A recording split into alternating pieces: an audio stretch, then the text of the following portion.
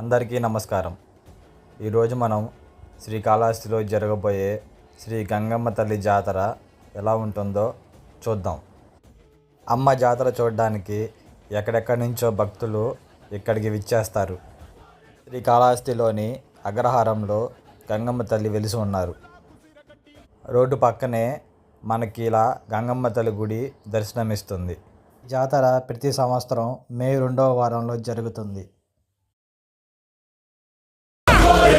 ముక్కు ముక్కెరబెట్టి ముల్లోకాల నెలలమ్మ ముంగార చూడంగా మున్నూరు కన్నులమ్మ ఎనకాల చూడంగా ఏనూరు కన్నులమ్మ.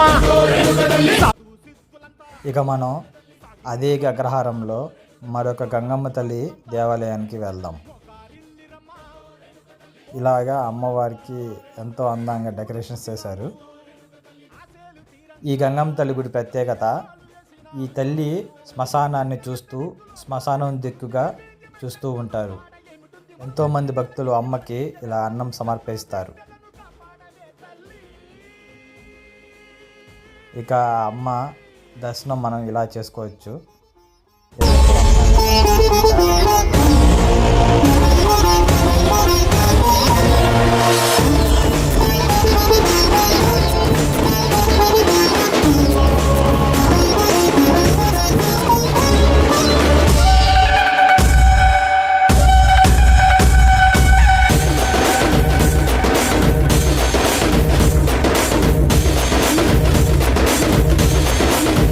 కోరిన కోరికలు నెరవేరే వాళ్ళు ఇలా 1000 కొబ్బరికాయలతో అమ్మకి సమర్పిస్తారు.